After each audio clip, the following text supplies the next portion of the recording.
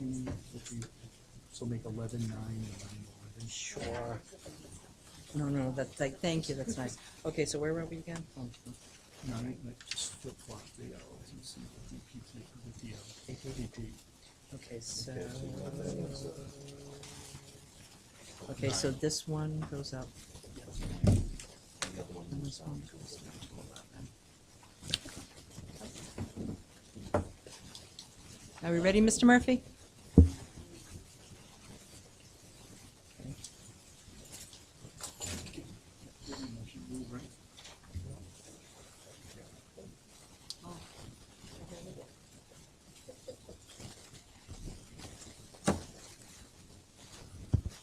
Should ask you guys. It's like I could do. I'm just facing this way. Pardon me, sir. I just for once I like to do it.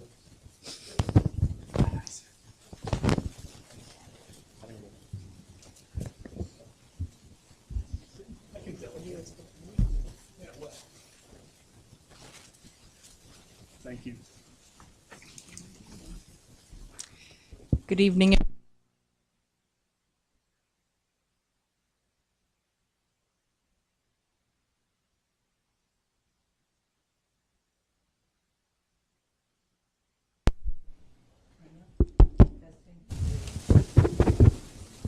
Good evening, everyone. I'd like to reconvene the open session of the Coventry School Committee. I have 7:06. And if we could please stand for the Pledge of Allegiance. I pledge allegiance to the flag of the United States of America and to the republic for which it stands, one nation, under God, indivisible, with liberty and justice for all. And if you could remain standing for a moment of silence as we consider the work before us this evening.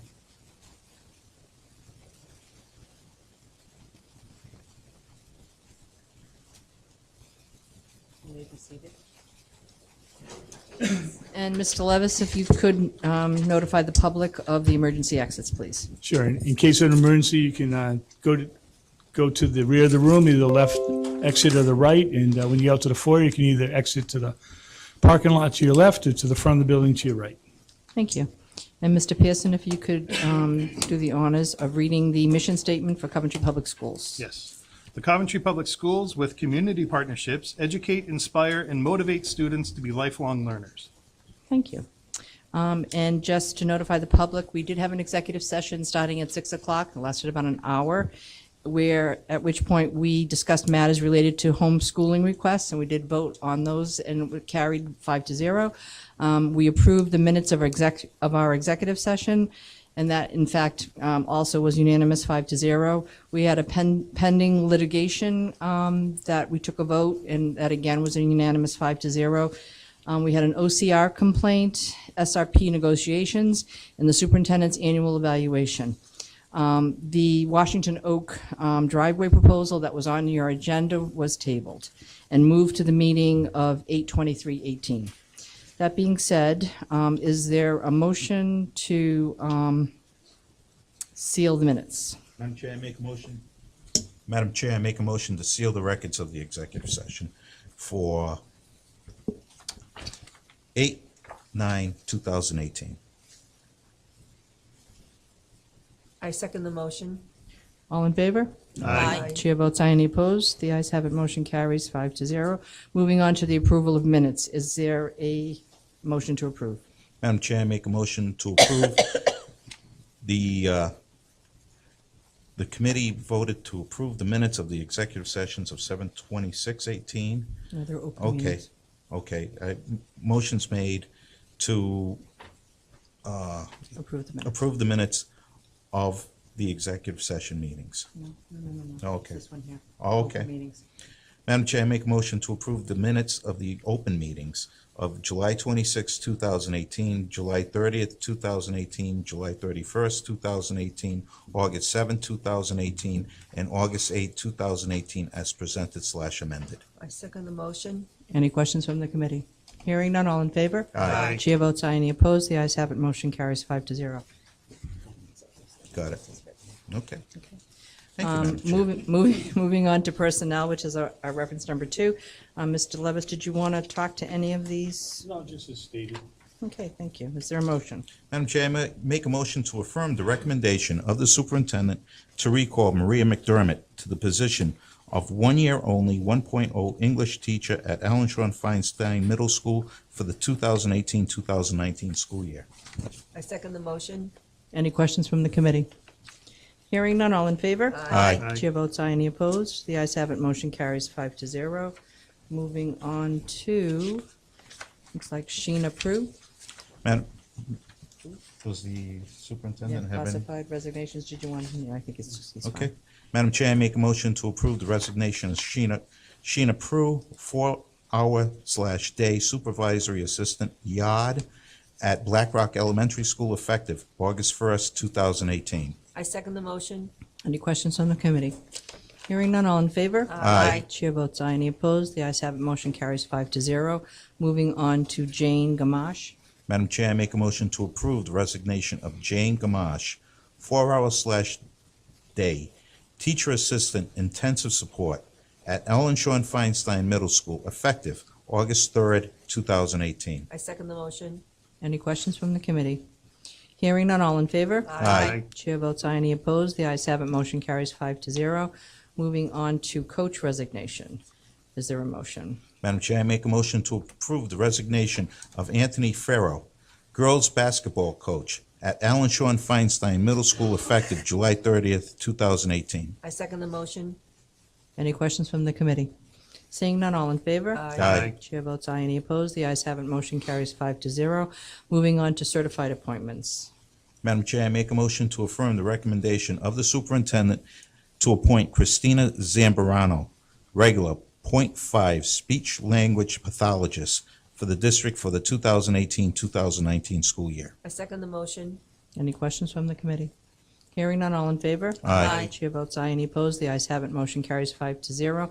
Moving on to Bruce Whitehouse. Madam Chair, I make a motion to affirm the recommendation of the superintendent to appoint Bruce Whitehouse, regular, .4 teacher for the district for the 2018-2019 school year. I second the motion. Any questions from the committee? Hearing none, all in favor? Aye. Chair votes aye, any opposed? The ayes have it, motion carries 5-0. Moving on to Katrina Trafficante. Madam Chair, I make a motion to affirm the recommendation of the superintendent to appoint Katrina Trafficante, regular, .8 math teacher at Coventry High School for the 2018-2019 school year. I second the motion. Any questions from the committee? Hearing none, all in favor? Aye. Chair votes aye, any opposed? The ayes have it, motion carries 5-0. And finally, Natalie, it's like Kelbeck. Madam Chair, I make a motion to affirm the recommendation of the superintendent to appoint Natalie Kelbeck, regular, 1 year only, 1.0 culinary teacher at the Regional Career and Tech Center at Coventry High School for the 2018-2019 school year. I second the motion. Any questions from the committee? Seeing none, all in favor? Aye. Chair votes aye, any opposed? The ayes have it, motion carries. Are any of those individuals in the room? Oh, well, congratulations. And who might you be? Who might you be? Ah, very nice, thank you. Thank you. Good luck.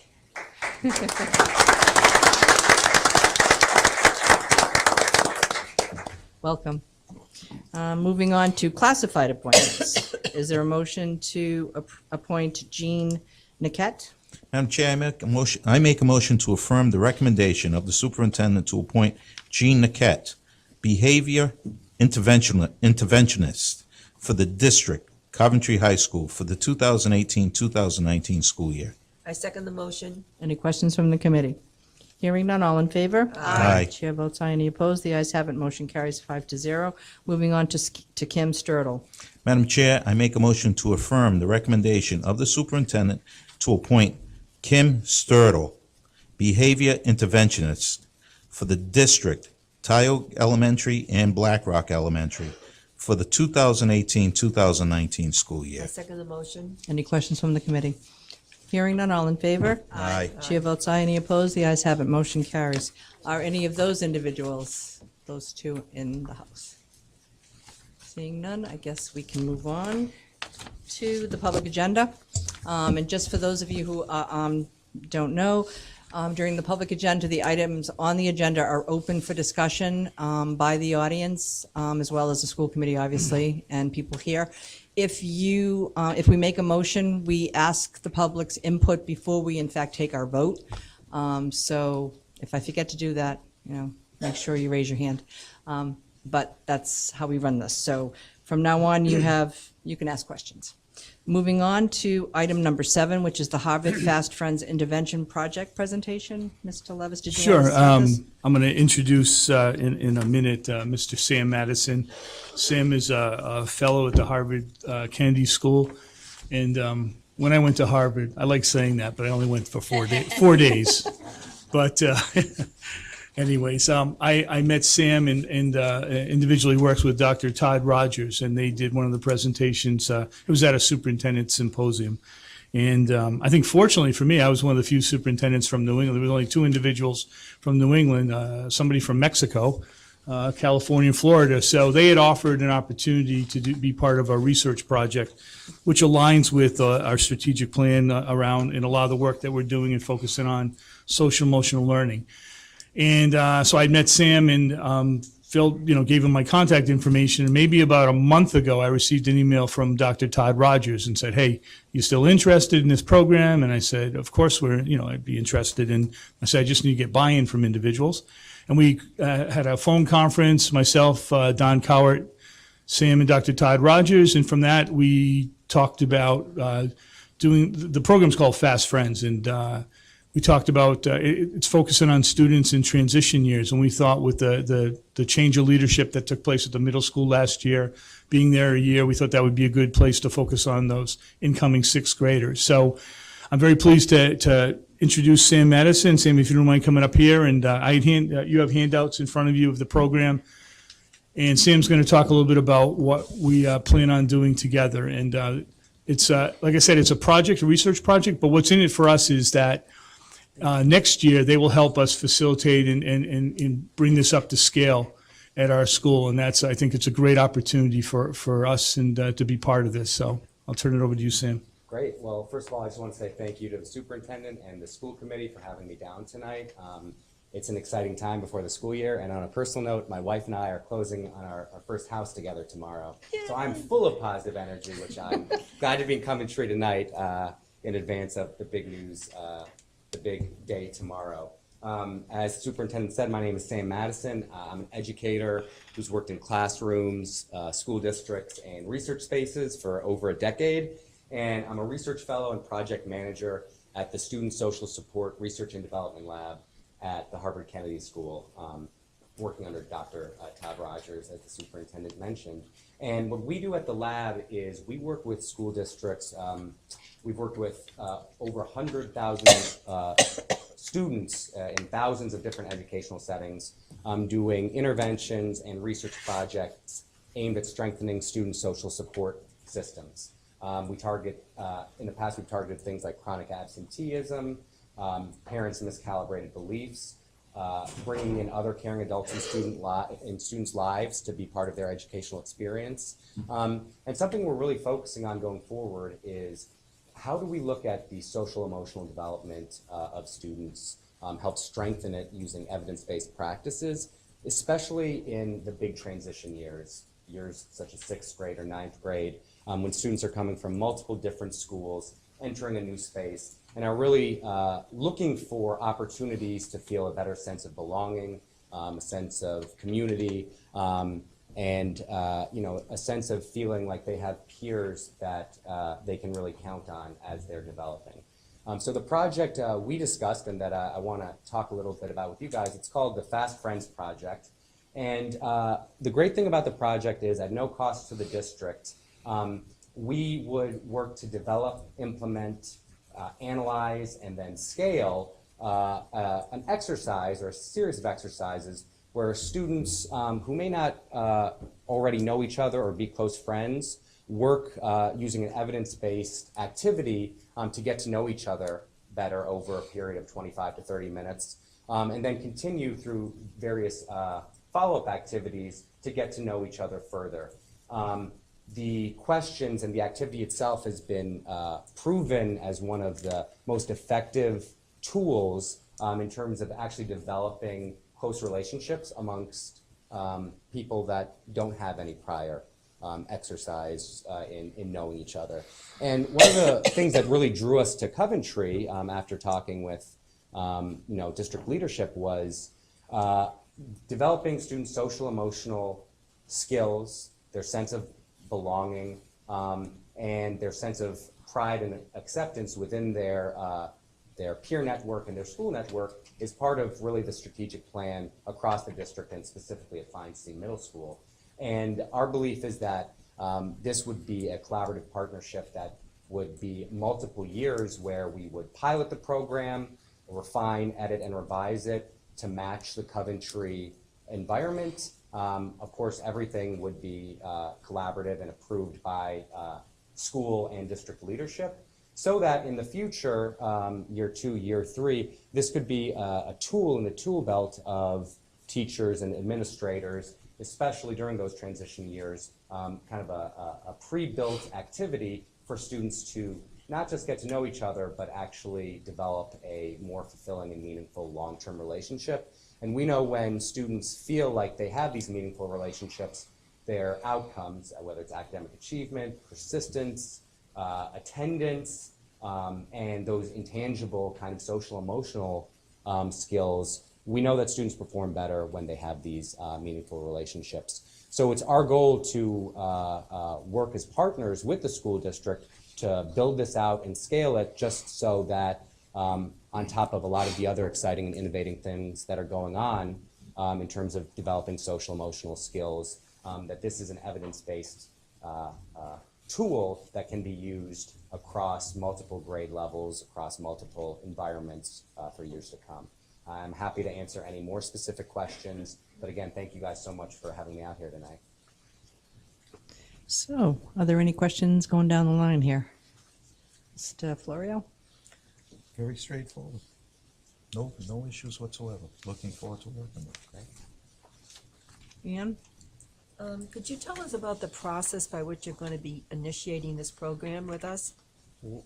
Certainly. So there's actually going to be parallel processes. So everything we develop will need to be approved at the Harvard University end, as well as, of course, approved at the Coventry Public School District end. So we have an existing template of the project. We have the activity built out. We have the consent paperwork, kind of all of those details built out as a general template. However, when we work with school districts, we really want to tailor it not only to meet the needs of the school district we're partnering with, but also so that it can exist and be really meaningful within existing structures. I had a wonderful conversation with Ozzy over at the middle school, and she was able to inform me of a lot of the programmatic stuff going on around social emotional development, around transitioning students in from the 5 elementary schools into the large Feinstein Middle School. And we really feel like we could work together to tailor this program to not just be something that exists in isolation, but actually works part and parcel with the existing structures and programs that have been put in place, especially over the last year. As we tailor these, the activity and the implementation and the analysis plan for this program, we'd work directly with the people in the superintendent's office and at the middle school to get oversight and approval and edits and revisions. Once all of that is approved, what we do is we would actually work with the 6th grade team, and I think Ozzy and I, the feeling we had would be to start working with one of the teams within the large 6th grade. We would identify students, student participants, go through the consent process to make sure that parents and families were aware and consented to participate in it. And then we'd randomize the groups of students. We'd work with the 6th grade team to implement it during a non-academic time. I believe there's something called Falcon Block, which is a non-academic community building time. We'd work with the 6th grade team to partner the students in an appropriate manner, have them actually do the relationship building exercise. And then from there, there'd be maybe 1 or 2 brief questionnaires or surveys that exist outside existing survey structures with the students to see how the relationship has built and developed. And then at the culmination of this year, what we'd do is we'd work with a data point person at the district, and we'd look at the results in terms of behavioral, academic, and attendance results, and we'd actually be able to use statistical modeling to determine the efficacy of the program. And based on those results, we'd prepare a report, probably come back and speak to you fine people as well as people at the school, and we would work to scale up the program while also editing and revising it so it can be something that could exist throughout the district at multiple levels as, again, just another tool in the toolbox of teachers and administrators to help transition students effectively and build these meaningful relationships. Donna? Did you have any further questions? I don't know. Did you? Yeah. What kind of development will there be of the teachers and administrators in the middle school? Right, so I guess there's two ways to answer this. At the culmination of the project, besides just preparing a report, what we normally do with these projects is actually prepare and give the district administrators a professional development that they can use with their teachers going forward. But on the front end, myself and also other members of the research team would come down, work directly with Ozzy and the members of the targeted 6th grade teacher team. We'd get their buy-in, we kind of figure out what the logistics of the Falcon block looks like, what's actually doable, what's not doable, build it around that. And then we'd actually have a person, most likely myself, as well as other people, would come down and be present during the implementation of the activity and any pre or post surveying. And throughout the process, we'd be in open dialogue with administrators and teachers at the school throughout the school year. And then, of course, after we analyze and get our results, we'd want to present it and look at what the plan going forward is, because our hope would be this would be a multi-year project where at the end of it, Coventry Public Schools actually has a program tailored specifically to your environment to put in place for years to come. Thank you. Yeah, you're welcome. James?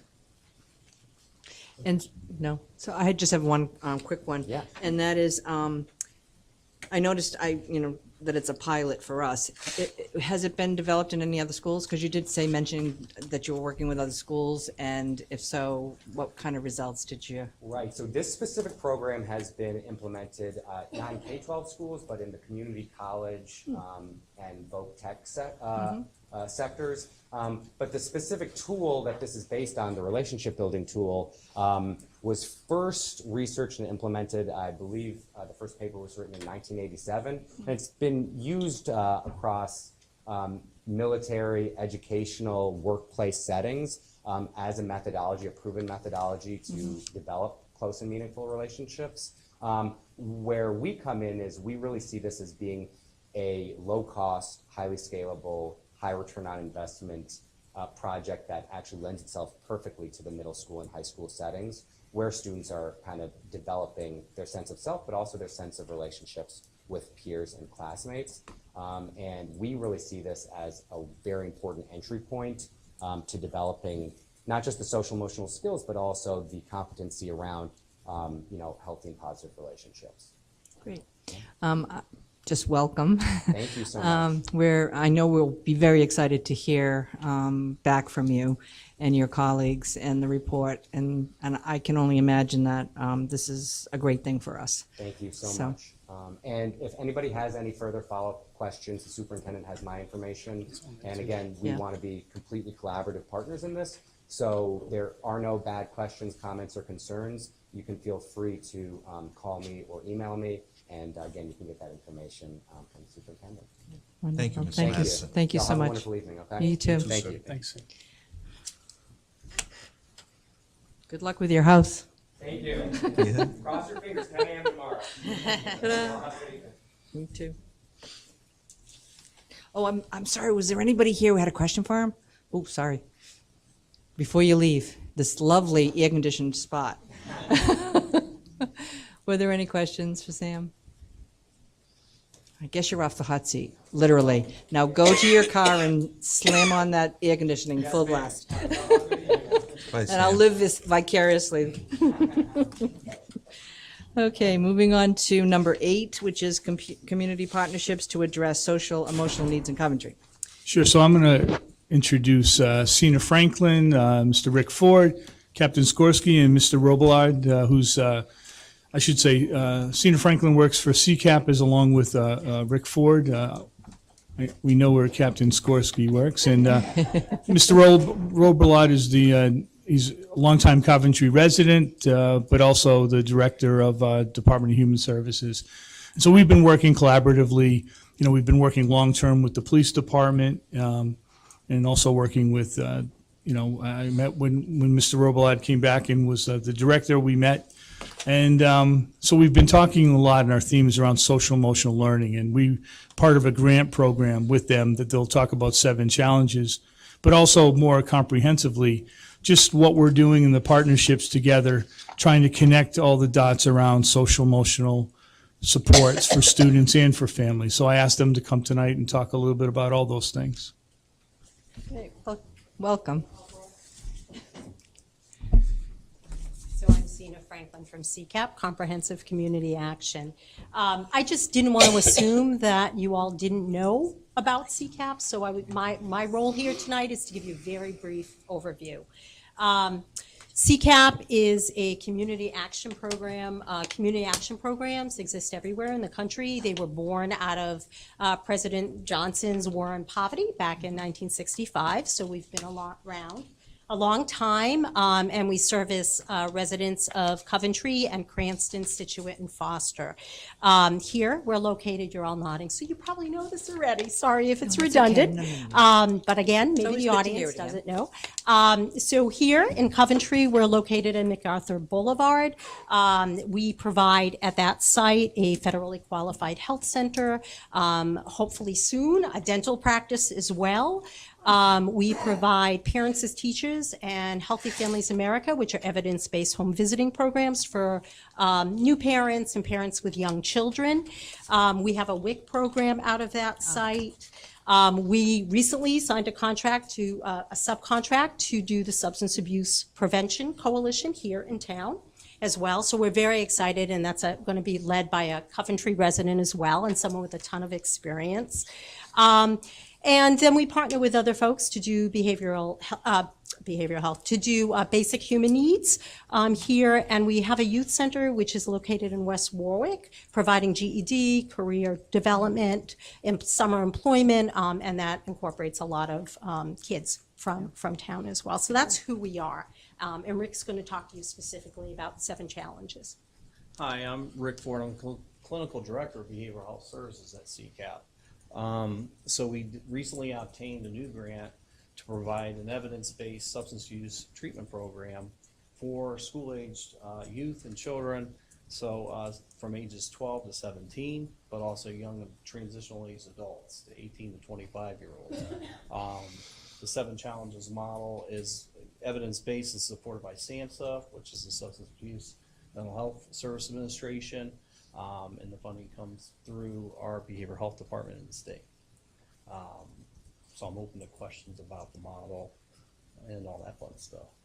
Any questions, Ron? No questions? I think we're cool. You know, and just to add that, like our behavioral health department, we do also work out of our Coventry site on an outpatient level. And we've worked in the schools before. We have a history where we've done some substance abuse treatment groups at the high school level. Mm-hmm. And as recent in the middle schools, we were doing some social skills and some other preventative type of work with identified vulnerable students in the system. Well, there's definitely a need, that's for sure. So I'm really pleased that you got the grant. Yes. And Yeah, we're we're going to go excited. forward with it. It's a very important issue. I keep your fingers crossed because we have some other grants out for Oh, good. Okay. I just wanted to add So- something. Sure. First of all, thanks for letting us speak this evening. One of the things our focus is ongoing is collaboration, maximizing funding from multiple sources to get the best level of services in this town. That's for families and children because we don't separate them. It's so important that we have variety of resources from our police department, our school department, local departments here in town. But also, there's a variety of other resources out there that we're starting to pull together, like the gentleman that just spoke, both macro and micro. To be able to pull all these resources together is really the main focus. The more options there are, the more longitudinal options there are for young children all the way up to adults is where we're going to make the biggest difference. Healthy kids learn better. It's a real simple equation. It's a hard way to get there, but there's a lot of resources out there that we just need to continue to pull together. So I just wanted to thank you for your time tonight. I really appreciate CCAP jumping on board with us too. Not that they haven't been there in a variety of other capacities previously, but I think there's more opportunity now because the need is great. So I appreciate your time. Thank you. Any questions from the committee? Any questions from the public? I just want to say, I think part of what we're doing, and I appreciate all your support, is instead of having all these fragmented services, really trying to coordinate, collaborate, and share resources. And excuse me, I used to go to meetings, and when people would, I think like building alliances is where we come and we say, hey, this is what we have, and this is what we need, and we don't dig our heels in. How do we get there? And how do we get there? And I think that's a shift in terms of just a different mindset. So I really appreciate it because, we've been talking about this and we need to make sure that our kids come to school and our families, they're ready to learn, they're ready to thrive. And if they're not capable, if they have, mental health issues or there's financial issues or substance abuse or physical, school means nothing. So the fact that we have partners and that it's interchangeable, and like I said, the police have been phenomenal working with us and dedicating personnel. So the fact that everybody, we're trying to get on the same page, and I just want to thank you for everything that you guys have done, because I think it's going to make a difference. When you're that family or that child receiving the support and starting to feel good, there's nothing more important than that. So I just want to say thank you. Thank you, Superintendent. Have one last question. I know that you're using the 7 challenges model. We don't have a lot of information about that in our packet. So where would we go? And I don't want to take up everybody's time to actually have you go through it unless you have a really quick summary or direct us in the right place. I actually just have one copy of it, of the I'll actual get to it. 7 challenges of Okay. what they are. All right. And to distribute, but it has the link on their Okay, website. that'd be great. So if you could give that Because this is the to. model that the state chose Exactly. for other providers in the state that did receive grant monies to Right. utilize this model specifically. Yeah, I think we might want to see what And that I is. shared a link in one of my Yeah, things did I with go you. to it? Probably But not. I'll share the documents. I'll share the documents with you. Share it again. Yeah, I'll share it. I believe I did. I might not. I think you probably did, but I'm not sure. I don't know, so once this. Okay, I'll great. take it. I'll take it. Sure. Thank you very much. I'll do my homework and. I'm well acquainted with your work as a member of the Juvenile Hearing Board when I used to work with Bob. When we both were we both had hair. And oh yeah. And Speak for yourself. CCAP, I've been to CCAP a few times.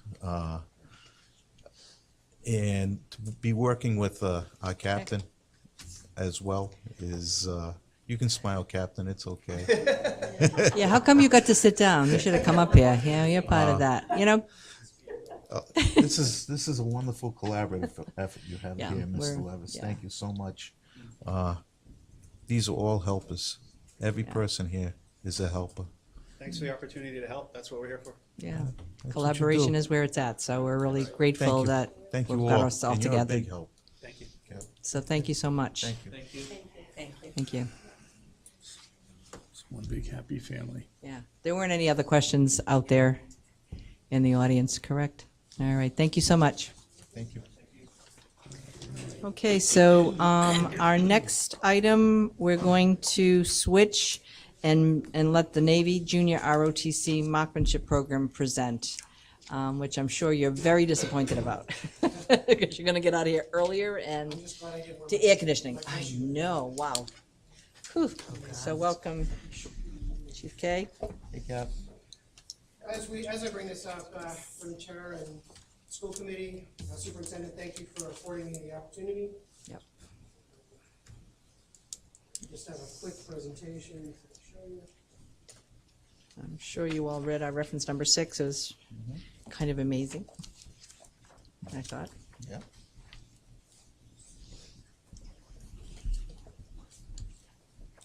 I saw you bring something in like in a big case. Is that sort of like a, are you going to a show us rifle. that?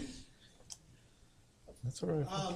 I have with me a demonstration of one of the Cool. parts used. It is in a safe condition. I can't bring it out, but I was just going to put it on. If you'd like to see it. Sure. He's not gonna pass it around. No, I know you're No. not going to pass it around. It's an air rifle I anyways. saw you bring it in, so I was kind of thinking, Kathy, it's an air rifle. I know it's CO2 ribbon or something. It's not gunpowder. I read my This notes. was actually a air. Wow. It's an air rifle. You can tell this is what's called a clear barrel indicator, so it is proven that it's safe. And we also made sure that it was discharged of all. There's no pellets, but I just wanted to see exactly what it was. Cool. Very cool.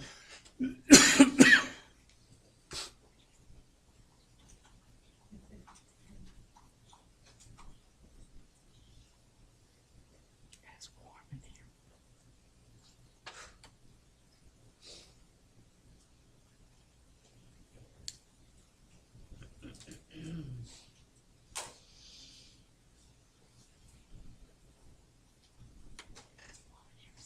No, it's no AC. They show up.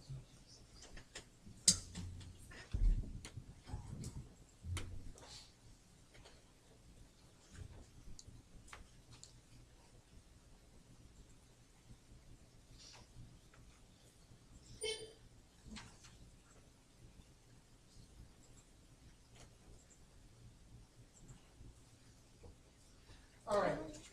As I said, I'm here to present an opportunity to enhance the NJROTC curriculum for next year and years to follow.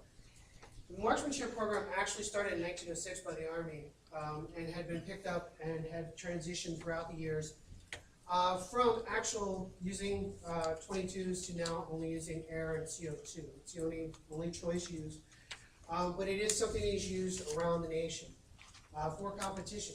This weapon, while it's the basic model, is actually the same thing that you will see if you watch the Olympics. Cool. Yeah. All right? We have had 3 people compete in the Olympics in the last 2 Olympics that were directly related to either Army or Navy JROTC through their history, and that's where they got their start. But the big selling point about this is the benefits of this program, the leadership, the confidence, and everything that it shows. And instead of reading the slide, I want to tell you a quick story about a young cadet up at Oxford High School in Oxford, Mass. This young man could not sit still. Jaden was a great young man, but he couldn't sit still in class. And every time the instructor said, hey, you need to knock that off, he goes, look, I just can't control myself. I can't do it. They introduced Jaden to this program, and through it, he was able to stop, control, and execute accurately, efficiently, safely, and everything. Then he used it as a teaching. He said, Jaden, look, you were able to do this for 10 minutes over the year. You can do this. His first year in NJROTC, they had problems getting Jaden to even wear a uniform. He couldn't remember to do it. This last year, Jaden hadn't missed a uniform day. His grades have all improved throughout his entire curriculum for his whole school year. And he directly reflects it back to knowing. And he no longer uses the words, I can't sit still, I can't do it anymore. He uses it as he learned that he can through this program, because there's zero tolerance for any kind of shenanigans, any kind of inappropriate behavior. And he knew that if he didn't learn to focus, he wouldn't be participating. So because of that, he developed a lot of these skill sets. It does build team building. This, again, here's some background information. It's in your presentation slides where it talks about the history. But more importantly, he learned what this equipment meant, how it had to be handled safely. The 2 types you have are air and CO2 we handle, and it's at .177 lead pellet, very small pellet. What we will do, you should have a diagram in your packet. It shows an auditorium. If not, I have a copy of it that I can read. I think we read it, but I don't think we saw it. I think there's a portable thing that comes and goes, and it's in the, It's all yeah. portable. Yeah, This is how the stage would be set up at the school using the auditorium, the back section of the auditorium. There's a very controlled area. Yep. The backdrops are all Kevlar Kevlar. backdrops that can be broken down, Yep. can be, and reassembled very quickly for safety. That area was chosen for distance and having the appropriate distance and having limited access and a lot of control. And you'll see on the diagram how we can direct everything and make it a very safe area to operate. This is a cost analysis of the initial startup of the program at the very basic level. What it doesn't show is there are some miscellaneous stuff that we could probably use as well, some sighting scopes, but we don't need those to start the program. Those are things that I'm going to be working on to get better funding. Now, what's interesting about this value, $4,825, is that there are programs out there for me to work on to get grants to, I can't, again, it's a grant, I can't guarantee value, but I can tell you of historical situations with such places such as the NRA. We're starting up a program where they have given upwards of $4,000 and $5,000 to start a program. Matter of fact, a school in Texas got $10,000 from them to go to national championship competitions to shoot as well. So there's money out there. The state also has grants that can be given. I have Ms. Brenda Jacob in the audience. She's from the state. She's the state CMP, the Civilian Marksmanship Program coordinator, who can also help me to write such grants and is in very much support of this program. This is the grants I was talking about, from 1,000 to 10,000 from the NRA and other sources. So we can almost get this completely covered, but it's a huge improvement. There are many ways that the marksmanship program can compete. They have these things called postals. We have them shoot, have them mail in the certificates, and they can get awards and recognition. Matter of fact, the initial competition, that postal I'm talking about, is how they qualified for the Junior Nationals. If you shoot well enough on the postal, then you can qualify to go to Ohio to shoot and then on to Junior Olympics. This program directly feeds the Junior Olympic program. The other thing is you got to talk about the money, the scholarships. You may have seen some slides. We have American Legion that has, not only do they have postals, but they have national championships, U.S. Army, Junior Olympics, and the Daisy. These nationals yield scholarships and money to the student. This one, the rifle, like I said, the rifle is an NCAA sport. The NCAA backs this. It's a winter sport. You see it in the Olympics, in the biathlon, and you see it in actual three-position shooting. There are 44 schools, and you have lots of opportunities for that. This is the number that I really wanted to focus on, is this last one here. The college rifle, the NCAA annually awards $2.7 billion. Wow. And I did some research because I was like, come on, there's got to be a typo. But it's $1 billion for marksmanship type courses and programs and kids that are qualified to shoot. Not only that, there are CMP scholarships through ROTC directly, and the NJROTC program has a $1,000 scholarship program too for kids that shoot and qualify, up to 75. That's significant. These are just some of the teams and different methods that they can shoot. The last one, USA National Teams, is for qualifying and shooting at the Olympic level, starting at the Junior Olympics. Now, some of the benefits and things that I didn't have on there, and I wanted to go through this quickly so that I could talk to you more about the benefits to the cadets in our program. The leadership and teamwork that we talk about is just, we have, you all know about our award-winning drill team. It's an outstanding team. They have won, hands down, I'll put them against anybody. They'll beat anyone. all right? We're adding and enhancing our curriculum by adding this team, this opportunity. We're adding in athletics, we're adding orienteering, which is map reading, and competitions of the such. But it's an expansion of the program that truly goes to the heart of teaching responsibility, teaching dedication and practice and focus, concentration. I can go on and on with keywords that are going to tell you what it's going to bring. But time and time again, what it has shown in every school that's implemented it, all right, is that the students excel in all classes when they have this experience. This isn't new to the state of Rhode Island, by the way. Rogers High School has had the program for over 50 years, right? For over 50 years. I talked to Sergeant Major Rickers about it. They have had it out there, and it's been in Rhode Island and going very strong. He's actually excited if we can get it going so that we can have some interstate type of rivalry and competition. So it's not new to the state. It's not new to the program. This is not new to schools. Right? It is a program that has been around. I'm not gonna. I can go on. I put everything in the packet that I feel I think will cover it. I'm just asking for your authorization so that I can go forward and expand and do great things with that. Are there any questions? I have one question, and are you going to be the instructor, or are you going to need someone to come and help you? Because I know we have drill people that have been. No, I just finished. I just got back from San Diego. Part of that program was to get my certificate to teach the program. Cool. So I am the instructor for this. That doesn't mean that I might get volunteers from the Marine Corps down Newport and from other civilian agents that have experience if they want to volunteer. Exactly. No, I get it. Yeah. Well, our drill team guys, they volunteers. Oh, yeah. So Well, yeah, Bill Dudley, my drill coach. Gina Extraordinary. was a volunteer all those years. Yeah. Gina, Yeah. drill mom couldn't get it. They wouldn't be where they were at.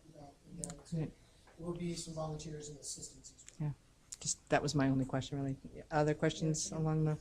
Thank you for the presentation. I have a question. I'm not sure what you're asking us to authorize. Are you asking us to authorize your exploration of this program or a funding for it? I'm not sure what the authorization is for. I need approval to first implement the program, because then it requires a memorandum of understanding between the Navy and you that you're authorizing the program. And then, yes, I would need funding for that to get started, because the grant applications for the programs, I would just be getting them in. I couldn't start it without your authorization. So it will take a while to get it and get the initial purchase. And the initial purchase, I will need assistance with them until I can get the grants. Again, I can't guarantee what money I'm going to get from the grants, but my goal is to have the entire thing covered through grants. The program sounds very interesting to me, but we just came through a very difficult budget year. And so I would really like to have our financial director weigh in and tell us, do we have the funds to support this program? Lori? Yes, we've already budgeted for the $4,800 in the budget. I spoke to Sarah throughout the year about this program, and so we anticipated this cost. For this. So you already built in the money? Can I just, and we had this comment, my only concern is, and I don't have a concern about the program, it was really around liability, and one of the things that we had talked about was, and we have a presentation later on about, from the PTA on the playground, and one of the, our carrier is the trust. And so I was looking at to see if, looking from Rogers, how that all worked out with them in terms of liability and like I said, I haven't had that information. I have to pursue the trust to see if, as long as the liability piece is covered. And, so that's something that we need to do that I haven't done. Like I said, because we were looking at, and I know we talked last week, we didn't have that information or anything from them, but I just think that's important, that we have to make sure from a liability from our insurance carrier to make sure that they'll cover this, because Unfortunately, my contacts at Rogers, Yeah. that was above their, and the military, as we say, above their pay grade. They did say, they have a long-running history of having it, and they believe that they're fully insured for it, so. Yeah, and I'm not I don't know what that questioning, means. yeah. That's, again, terminology I'm not familiar with. Right. I'm only saying is that we need to, I need to make sure. I think it's a great opportunity. I appreciate all the effort that you've put into it, and, but I do think that we, and I'm not saying we can't do that concurrently, or we couldn't, you couldn't do something conditional of making sure that we have the liability insurance, but we have to make sure, I have to make sure that that's, No, Mr. Levis, I could make a motion on Well, that before we do condition, that, am I correct? Let's just ask if there are any more questions. Can I add something? Sure. I believe that the JROTC program runs very similar to the way the 4-H Foundation programs run, and a lot of times that liability insurance is picked up as part of the competition because they'll be shooting in sanctioned matches, and they will be they will be sanctioned through JROTC. So I believe a lot of that liability will fall on those sanctions. And I know I run the Ocean State Junior Rifle League within the state of Rhode Island. I have 6 teams and I have roughly 62 kids in the league. And we are all backed by our NRA and our individual. And by sanctioning the matches, the NRA also picks up the cost of the insurance. So I really think that that's kind of a non-issue. You may want to check with your We need to insurance check carrier, with the but, trust, yeah. as far as safety and backing, a lot of the times the national organizations help to pick up that in order to promote the sport. yeah, I just think because it's taking place in our building, Yeah. which that to me, I don't disagree with anything you're saying. And I don't want this to be a barrier to the program, but it's something, it's a step that needs to take place. Any other, Donna, did you have, James, Donna? No. James? When can we get an answer from the trust? Try to contact them tomorrow. Okay. Okay, thank you, Chief, for the presentation. I do appreciate this. The only other thing I think should be discussed, and again, not as a barrier to the program, but just make sure we have open communications. It's something our school safety team needs to be aware of. And there needs to be a little bit of thought and planning involved. Communication, yeah. Communication, because I can see how, if there's a situation, we want to make sure that the students and everyone is safe and prepared for any kind of situation in the schools. Otherwise, I think it's a great idea. I'd like to see an answer from if that's the only holdup from the trust, whether this is covered for liability, let's get an answer and not become a barrier. But when you seek information from the trust, I mean, the practice seems to be on the auditorium stage, is that what it is? Yeah. That diagram? So I mean. Yeah, it was on the Yes, stage, yes. it's on the Yeah. auditorium stage. Yeah, so I'd be concerned whether we're covered, if there was some kind of practice going on within the school building. What do you mean by They would have- practice? Aren't they gonna practice on Yes, this? yes, Yeah, but, yeah. that's what I mean. It would have to be covered, yeah. Right, and I'm sure, I don't, like I said, I didn't do any research on this, right? I was relying solely on the Master Chief. They presented, Ms. Ferguson and the Master Chief presented this maybe a month ago to me, so, because that would have been the easiest response, and see, because it's been in 50 years at Rogers, but I don't know if Rogers or Newport's covered by the trust, interlocal trust, they might be, So but, who wants to find out? we'll make calls tomorrow, Craig is so. gonna find out. that's not hard. As far as, safety, I want you to understand also So the they can't requirements get by the another. Navy as far as safety goes. There's a whole safety course that must be taught to the students prior to even stepping out of the classroom or even coming near one of the air rifles. And they're required to pass that test with a 100%.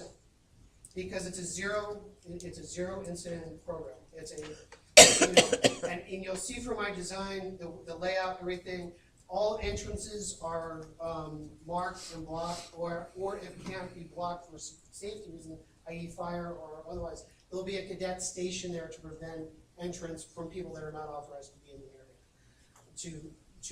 to minimize any kind of, plus signage to make sure that everybody knows. As far as going from, the storage of the rifles is in a locked fireproof case, which I'm the only one they'll have access to. inside a secondary room that's also going to be locked. So it takes 2 keys to even get to them. And to transport them from the classroom to the auditorium, they will be in cases, they will not be out. They will be in cases like this one, to transport them there, so they're safely transported. And there's an entire process to opening the range for them to shoot that requires 100% safety, 100% thorough downrange, and you know, the last thing any of us want is anything in this house. It is a, like I said, it is a highly regulated, highly controlled program that I will have no room for error, or even allow the students to have room for error. And would you expect the practice, for example, being done like after the school hours or during school hours, or what do you think, how does it roll out? After school, Okay, yeah, the team will practice after school. okay, just like the drill team, basically, yeah. We will do a familiarization, but it's to take them down, not to see it, not to be a part of it. Yeah. Because all cadets will be exposed to it as far as the safety. Right. And as far as what's there. But as far as the team goes, it's an after school, it's just like It's any after other school. sport. This is a sport and it's like any other sport.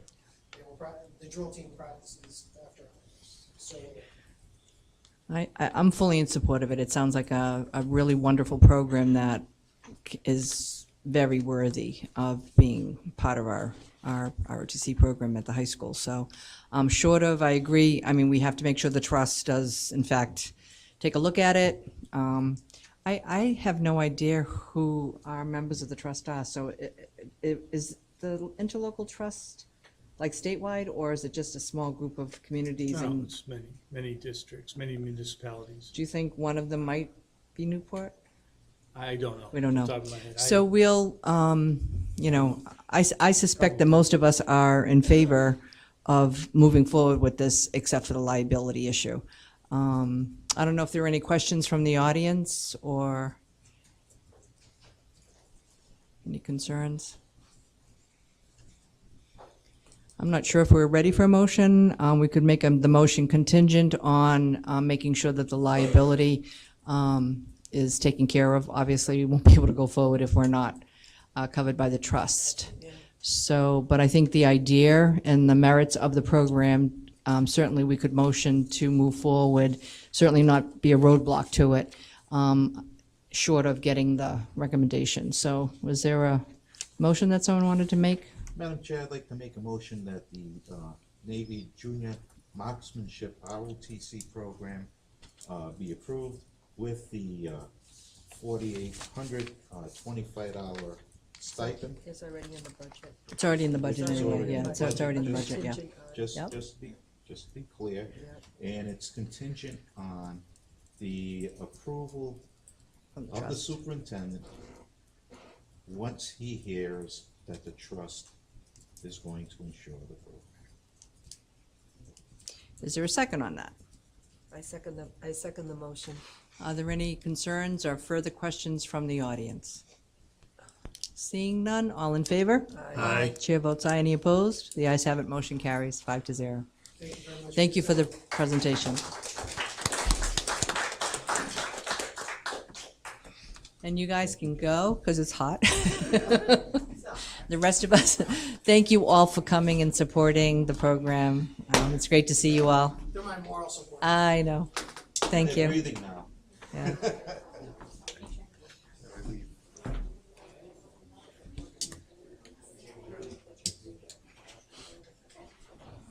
All right, good job. And thank you, Laurie, for going along with this and, I'm sorry, what? Oh, making sure it was in the budget. Okay, so I guess the next item is the Hopkins Hill folks. So Ms. Tankrell's here with representatives from the She PTA. So if you wanted to come And you forward, guys we had wanna- a reference.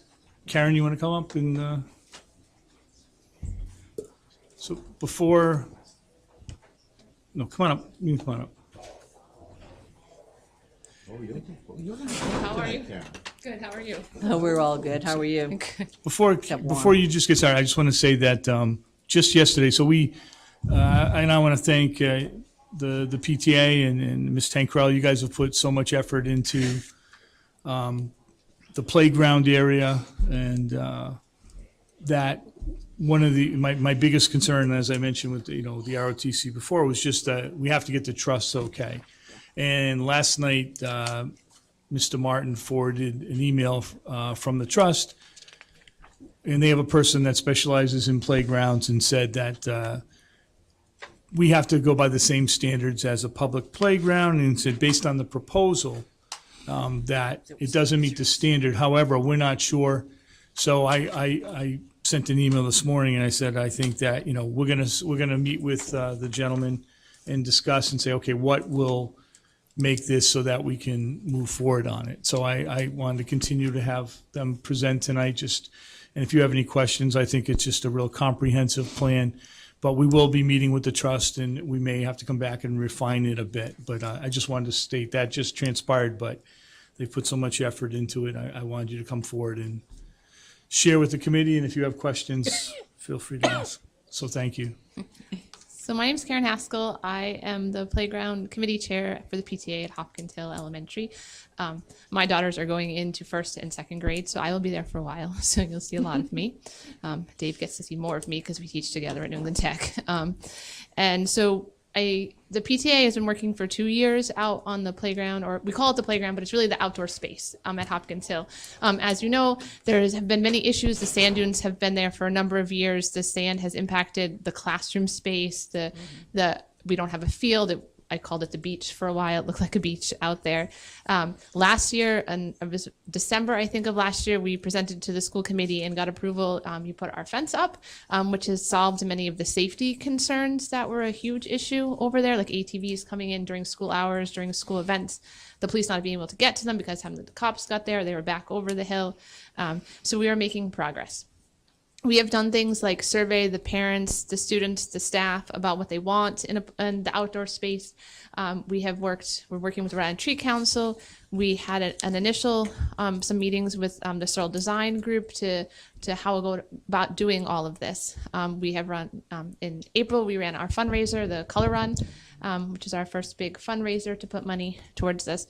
So now we have a small amount of money, not tons, but a small amount, and we're looking to move forward and start doing some stuff outside. And so what we sent to Mr. Levis that has been forwarded to you guys and to the trust and to Mr. Martin is what I call a concept plan. So we are well aware that the playground portion of the concept plan needs to turn into a construction level plan, which is what the trust needs to approve essentially. But we've given all the surveys and the research we've done, the space needs to be improved. Learning through play is huge for the elementary age kids. We have right now, it's an issue. The kids can play on the blacktop, which is another whole story and needs help, or they can play on the playground that we have that's existing, but the equipment is old. The kindergartners and first graders are not allowed on most of the equipment because it's monkey bars and climbing equipment, and there's issues that they're not tall enough and they could fall, and they literally don't have much to play on. We don't have a field. We don't have an outdoor classroom. So given all the feedback and the research we've done, we've zeroed in on 4 areas of what we want to do out there. And that's our concept, which is an outdoor classroom for teachers to use, a field, especially for the gym teacher, the physical education. We want to put some more trees out there to help not only with any further sand, but to beautify the area. And we want to do something called a natural playscape area. The natural playscape is what needs a construction level plan, but that is similar if you've been to the big backyard in the zoo or a few other places. The Equatorium in Worcester has one. So it's where you use logs as balance beams or stepping stones, things like that are better for imaginary play and independent play, and also geared slightly more towards our younger kids who cannot use the existing equipment. It is also more cost-effective, way less expensive than the metal playground structures, and given our budget limitations, and we're a Title I school, so fundraising is difficult for us. We work on it. We keep doing it every year, but it's not like we're going to suddenly come into $100,000 to get a piece of playground equipment. So we just wanted to present to you tonight what we're working on. Our hope is, as Mr. Levis indicated, that the trust has nothing to do with the trees, and we've been working closely with the Rhode Island Tree Council, is to put in trees this fall. That's what we're looking towards. And we are hoping that the natural playscape is an okay direction to head into. And once with the nod for that, then we'll go ahead and use our resources to try to get construction level plans. And then those will go to the trust. And Mr. Levis wants to find out, what do they want to know? Do they want, make sure we have a fence? We know things about how much mulch that has to be out there. We've also, Raina Blumenthal, the director of Parks and Recs, has agreed to work and help us, and she's sent a lot of links. She's looked over the proposal, provided her feedback, and when we're ready to have a better specific layout for the natural playscape, she'll be a part of that as well. So that's it, nice and brief. I hope. I don't know if you have questions or concerns, but we're trying really hard to make it a safe and usable space, and the fence went a long way to make it safe, and now we'd like to make it usable for the community. So are there any questions from the committee?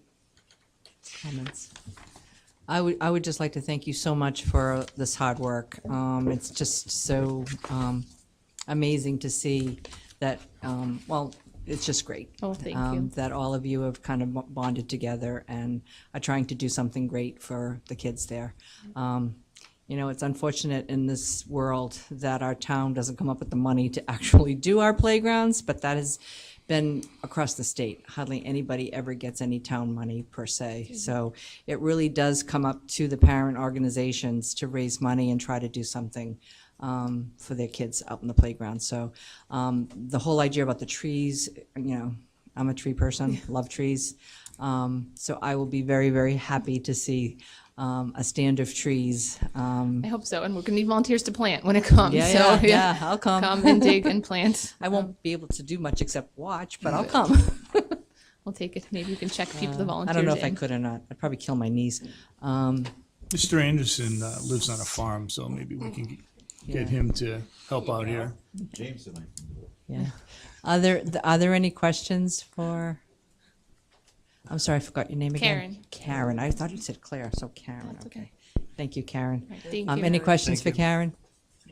No.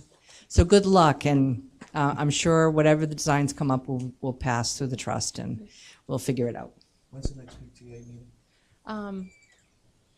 We have a summer one in August, but the official ones will start again in September. I don't think they've planned a date for September. Usually it's the second or third Monday, but Marissa hasn't put out the calendar yet, so I don't know. Okay, thank you.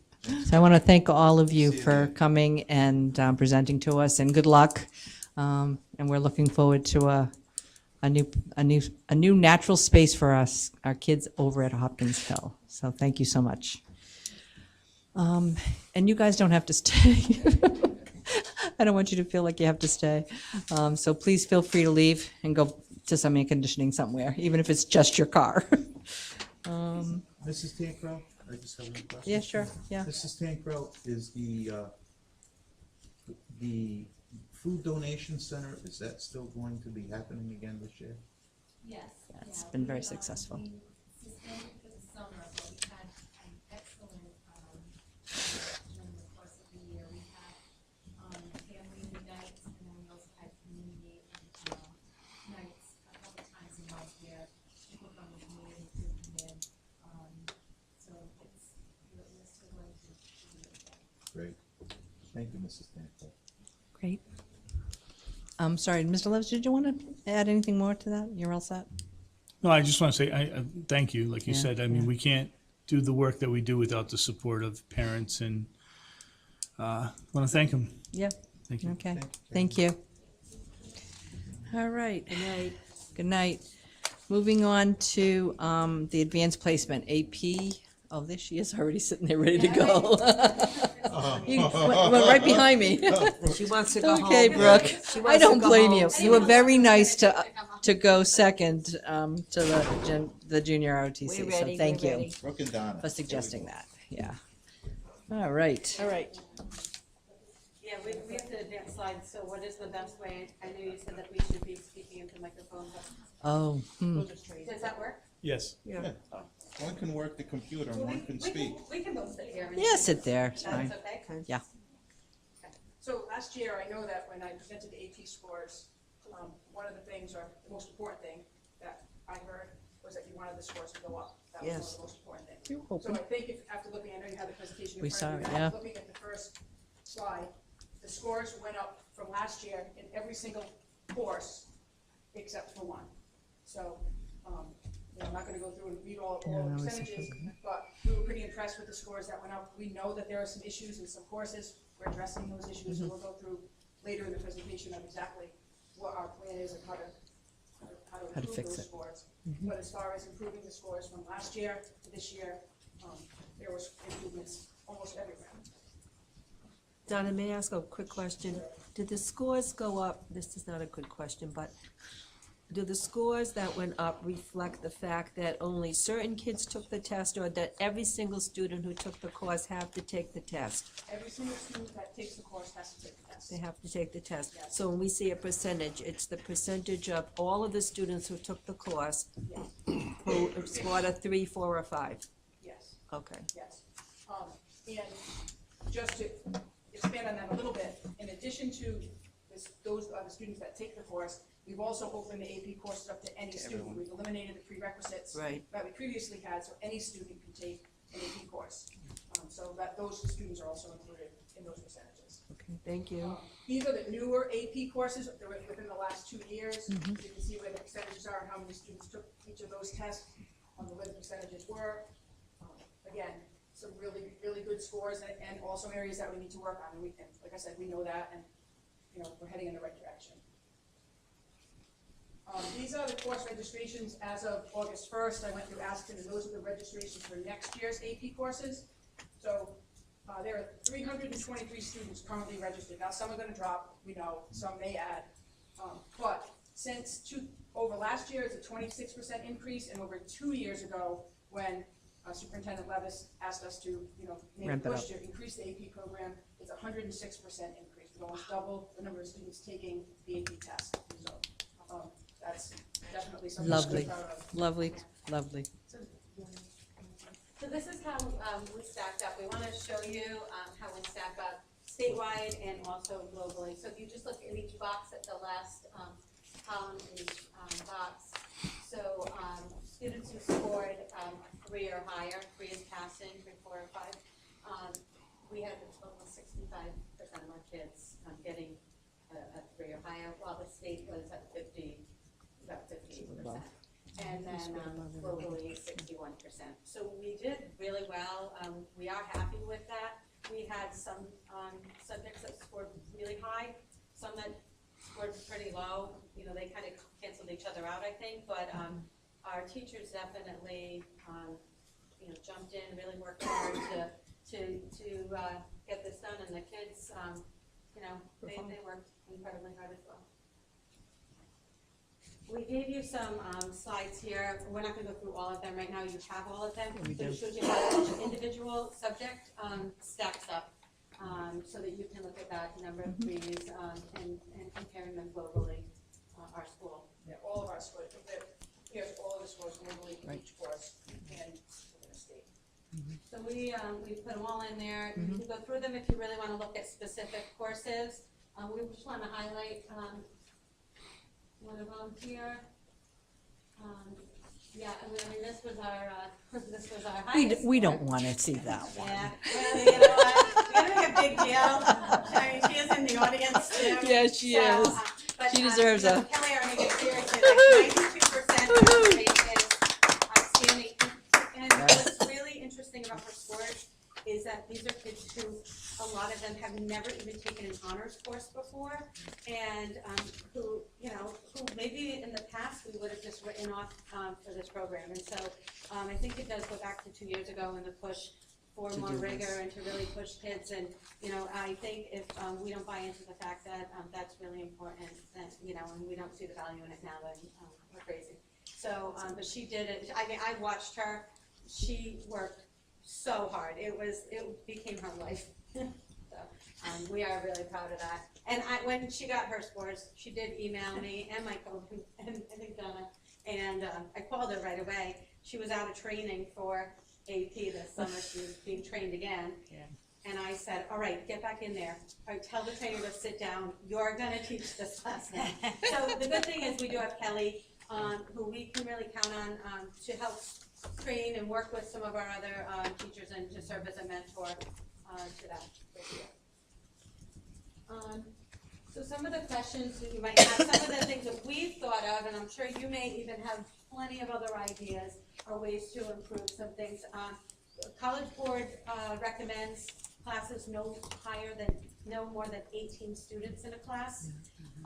So with the staffing cuts this year, we, for this coming year, we've actually taken something like Kelly's classes were 12 and 13. She had 2 separate classes.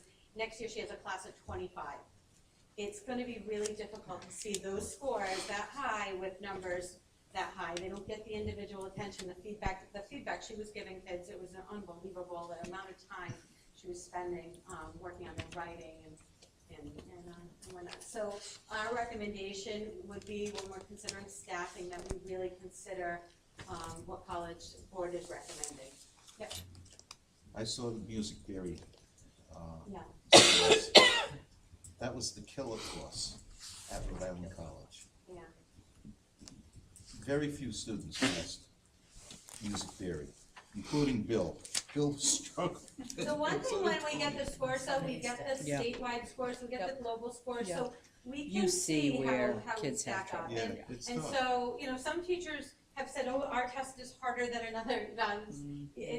But if you compare that data, you're really comparing yourself to where we should be falling in the state and where we should be, Now, Brooke, what happens with the kids who go to CCRI? Is there any collection of data? Do we know how they're doing at CCRI over the course of the semester? kids who have The kids who, taken AP, the kids who, you know what I'm talking oh, about. the running starts. Yes. So we keep in touch with students who are in running starts. We meet with them quarterly at least. I don't have the data to show you specifically, but from what I've seen, I would say our students who stay and take the AP classes are doing better. Oh, There's more support for them. When they go to CCRI, they're treated just as any other CCRI student, and sometimes they don't get that personal attention if they're not getting to classes, if they're not understanding, they're not being pushed to with extra help. So we have seen, some students do very, very well at CCRI, and others we have where, we've got them in Saturday school trying to make up courses that they didn't successfully complete, and nobody knew about it until the very end. So I would say it's a little bit in the middle, but It's a work in progress. That's a work in progress, essentially. We want to continue to have our teachers trained. We do have a couple of teachers who still have not gone to training, and we are hoping to get them trained because it is a totally different way of teaching, of course. And we also want to train our teachers who could possibly teach AP in the future, so that we have some options with staffing. Because right now it's very difficult, even if we look at some core scores, to say, oh, let's just switch it over to another teacher, because they're not trained at all. So we need those options. So training more teachers in every department will be helpful. We want to allow time for collaboration of AP teachers during our early release days this year. For example, Kelly might be able to work with some people. One of our first early release days, we want to do some kind of data dig with the AP teachers. They receive from College Board their scores and what sections, what the scores were on the individual sections, so they can really hone in on what areas do they need to work on, and maybe tailor their instructional, make some tweaks to how they're teaching things, and maybe they need to prioritize something a little more. So they can really take that apart and even help each other in terms of some suggestions for how to teach certain topics. I have a question. Sure. Brooke, is it, the kids that do well in the AP courses, is it reflective in their SAT scores? For instance, I don't know. Okay. our SAT scores have gone up, so if there's any indication, our average SAT But it would be interesting to see the individual kids and their scores, and maybe that's something we can look at when we're looking at some data with them. That's an interesting question. okay, thanks. All right. Also, we want to talk about some vertical alignment in some of the departments, things like math, what things do the math teachers need to be working on to get kids ready at the next level. This is particularly an issue in the languages. And we actually have a slide with just some suggestions for them. We will be addressing, we know we have need to address some concerns with staffing that we have right now, in terms of maybe trying to have a different teacher teach something, someone whom we think might be a little more successful, trying a few options and seeing how we do. Maybe also something we're going to be talking about is offering an incentive for kids to, an incentive to sign up and take the class and also remain in the class, is that when they complete the test in May, they would be done with their course. So it would be an incentive to them to stay in it, to take it. Right now, we have still a lot of kids taking honors where they, if they knew, well, I could kind of end, a month early, they might take the AP instead. So it's hard, like you can't say take it and pass it because you don't get the scores until July. Right, yeah. And then we could use those teachers for coverage in other classes. It's springtime, we have a need for substitutes, so we could use that personnel that way. So again, it's just something that we maybe think about. Other schools do it in the district. Exeter West Greenwich I know does it. So just something to look at. Cool.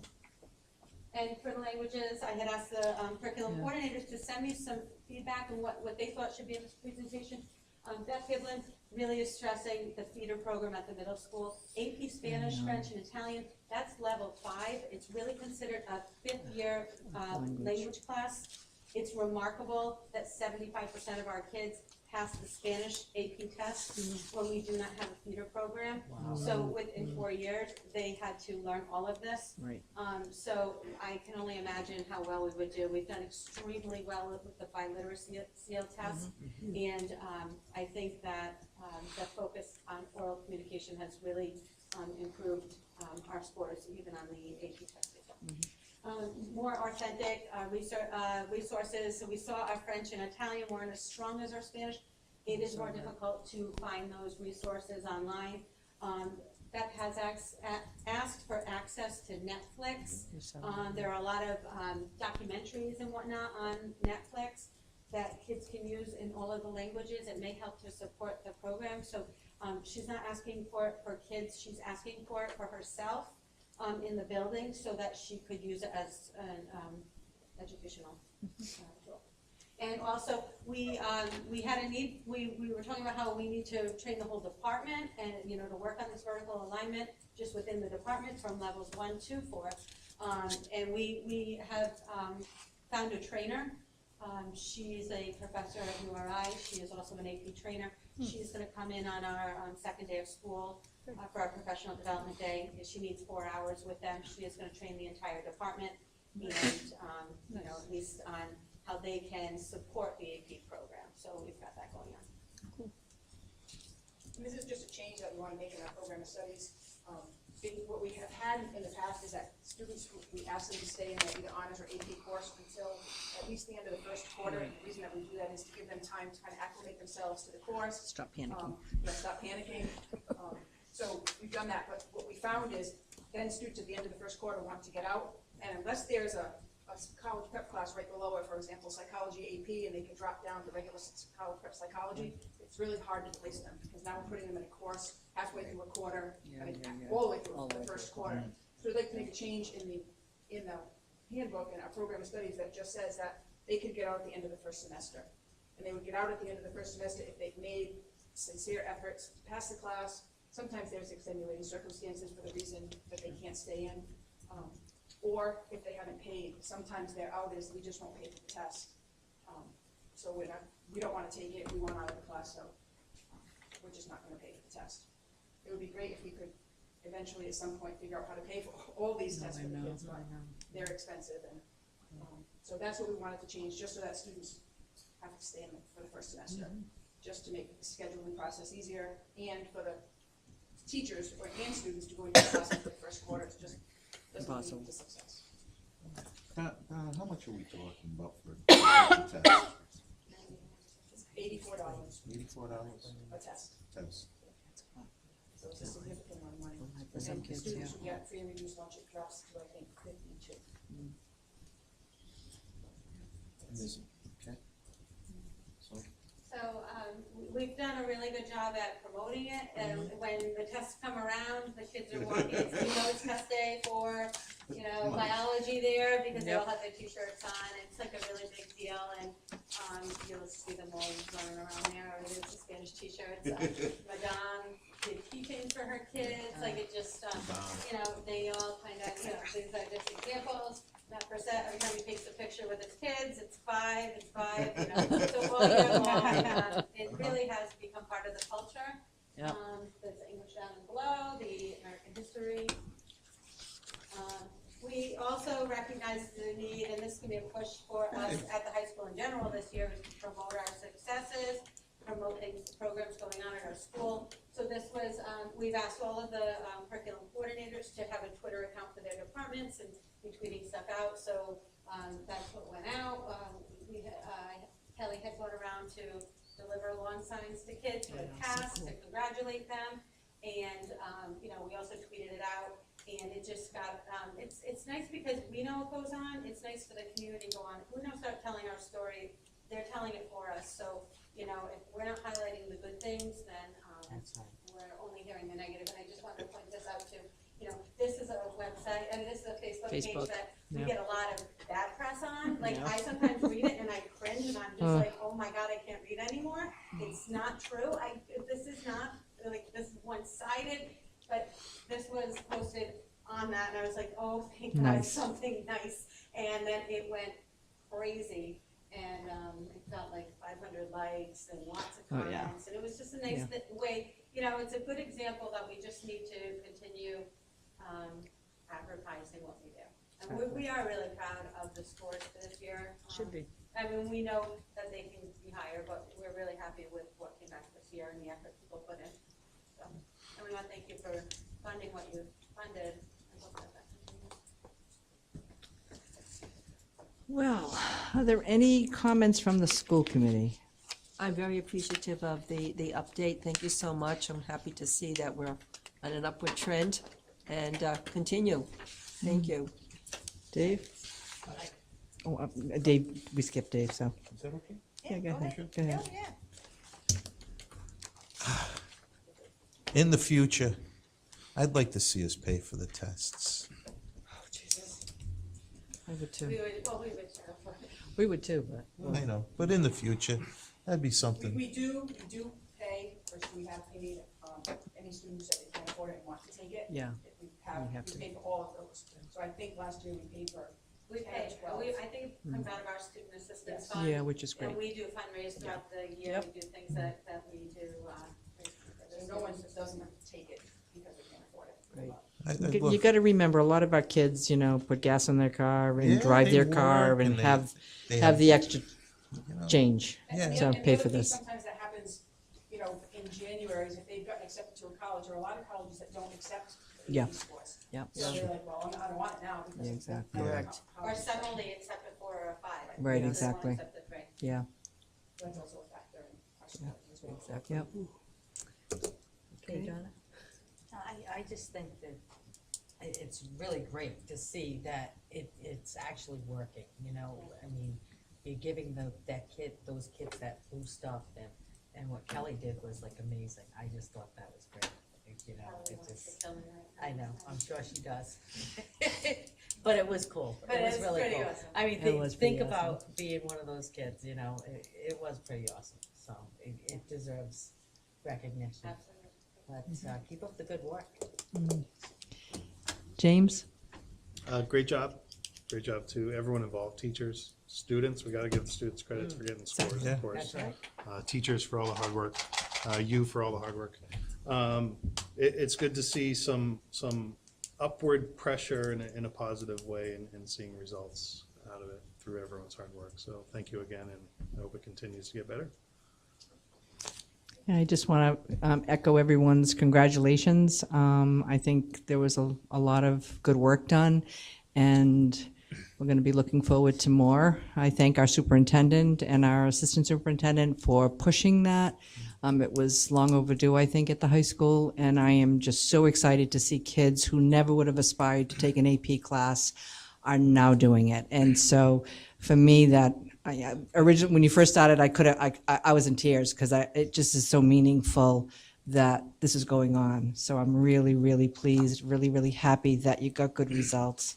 My hat goes out to Mrs. Aronakis, who, in fact, I saw the Twitter and I went, wow.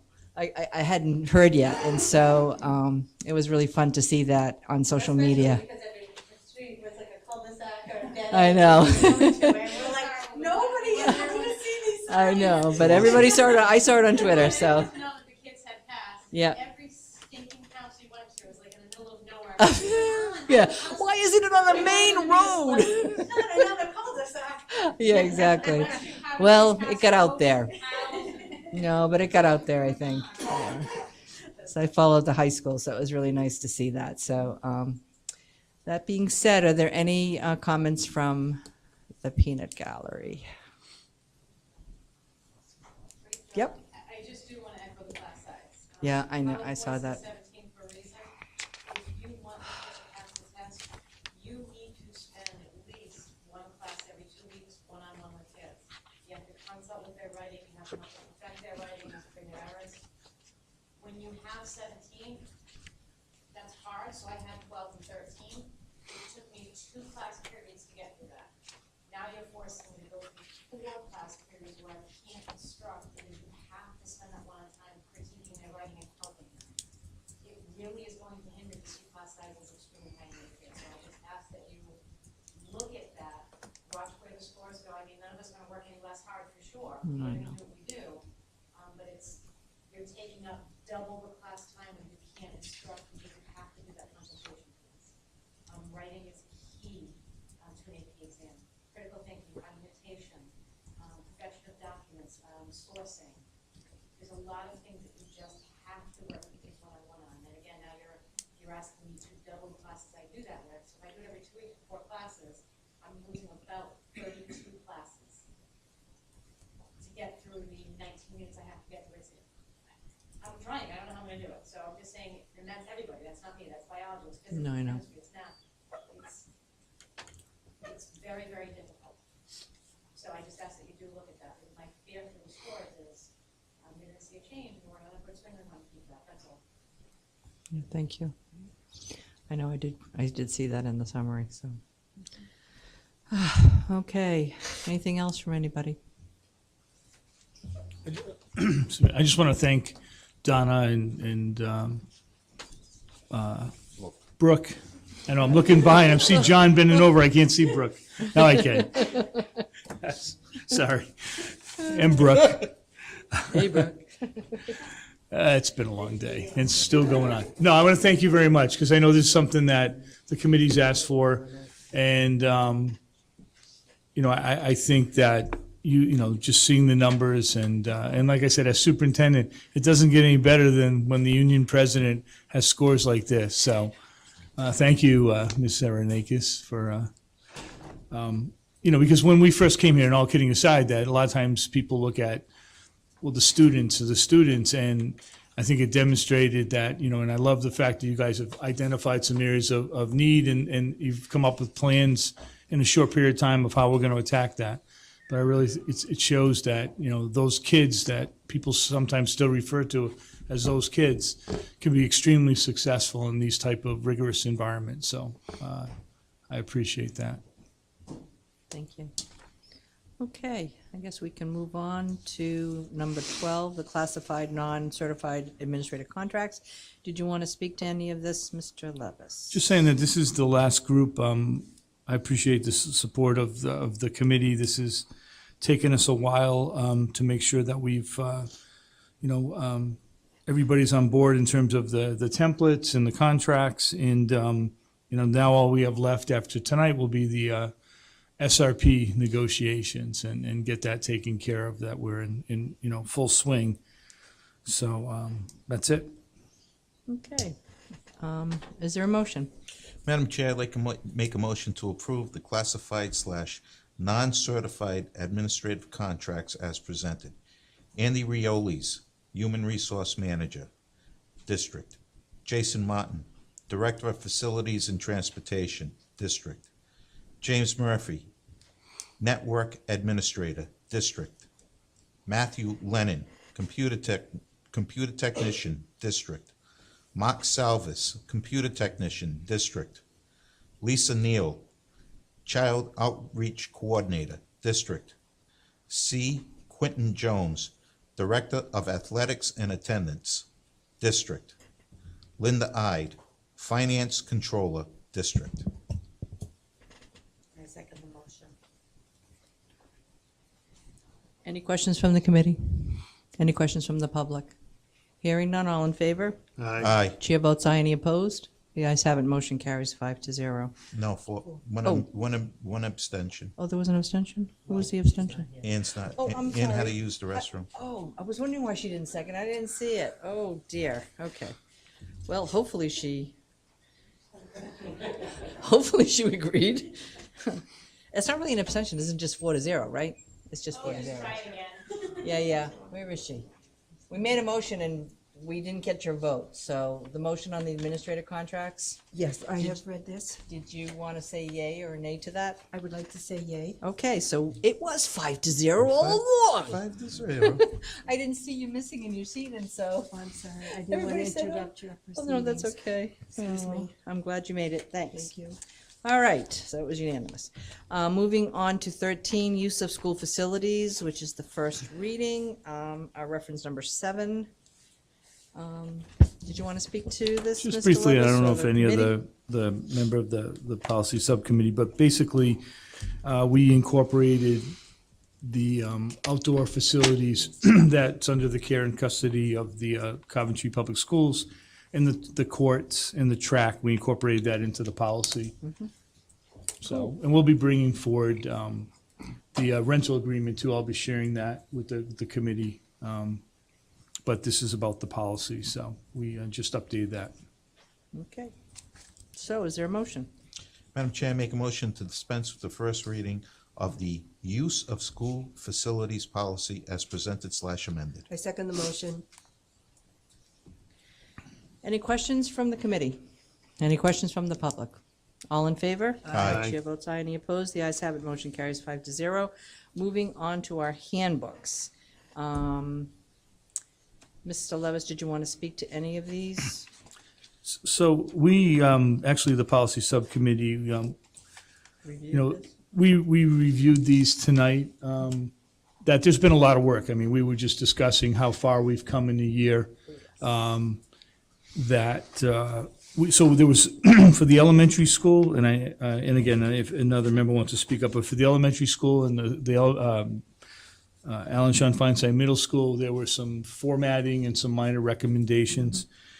And I think we're going to go forward with those. I'm going to meet with Ms. Maycumber. I'd like to meet with her and Mr. Chase because I didn't get a chance, and I'll take full responsibility. I appreciate Ms. Maycumber pulling this together quickly.